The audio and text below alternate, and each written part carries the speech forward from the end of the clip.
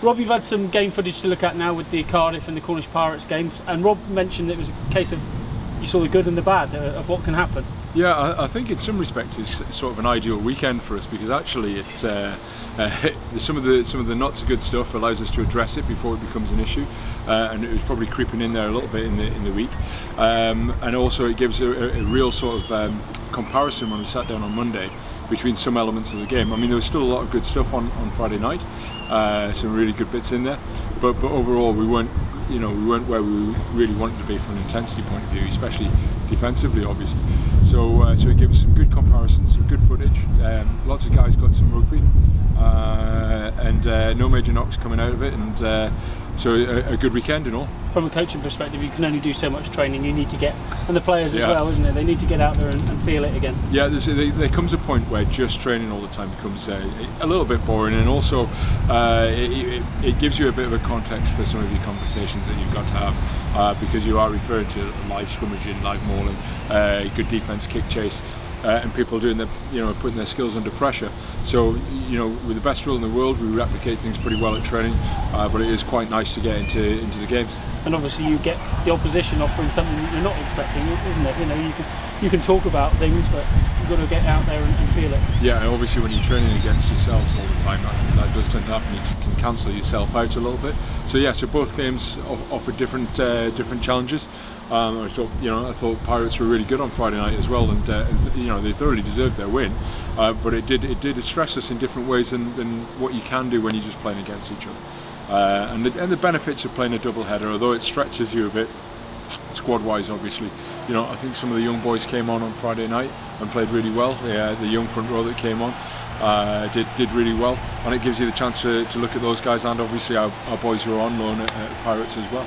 On to Friday night and Munster away, a team that we'll get to know a little bit more about over the course of the season, but this is where you've got to crank it up now, isn't it? You're a week or so away from the season opener. Yeah, definitely, and I think Cardiff was a step up, definitely, and we were pretty pleased with how we went in that, and then again this weekend will be a bit different again for both sides, because they'll be have a few guys come back into their lineup as they get closer to the season, similar to us. By no means will it be the team that runs out this weekend won't necessarily be the team that runs out next, but it won't be far off it. And yes, you're looking for that step up in intensity, and that sort of comes naturally a little bit once you start getting the higher game minutes into guys. The intensity level they can cope with, obviously they stretch themselves and they get better at doing it. So we'll be hoping for a tough match. From past experience that Munster will be a test at whatever, if it's a friendly, if it's a European Cup game. Yeah, I think to be fair, it's great to get them in Europe, because they're truly one of the great European sides, and I think it's quite nice, I think, that we're not at Thomond Park this time, because it'll make it nice to go there the next time. We'll all be really looking forward to it. It's an iconic rugby place, so a good experience to go out and play this weekend, and a nice way to finish off the pre-season. Sometimes nice to have a little bit of a trip and have a bit of relaxation time afterwards, and then of course we've got the weekend, and then we'll be full steam into Leicester. As coach, you've seen over pre-season guys have come back, some of them with real hunger. I suppose Matt Kavesic, a prime example last weekend. Those guys that they're a year down the line, they want that shirt now. Yeah, definitely, I think so. Matt had a tough first year. There's a lot of competition, and we always think that it takes a little bit of time for people to settle in here. He started to come through there towards the end of the season, and he certainly started this pre-season and this season very, very well. So we'll be looking for him to follow up that form from last week on Friday night.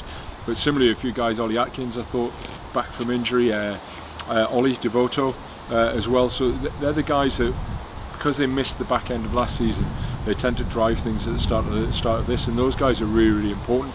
It takes the pressure off in terms of guys who are injured, who are normal first team players. They'll come back into the mix at some point, but really at the moment it is about the Matt Kavesics and the Ollie Devotos of the squad, but those guys driving us forward and piling us into the season. Players say they're excited. How excited are you as coaches, or is it that weird time of season where it's a weird one? I'm looking forward to going to Munster, and then we'll worry about Tigers next week.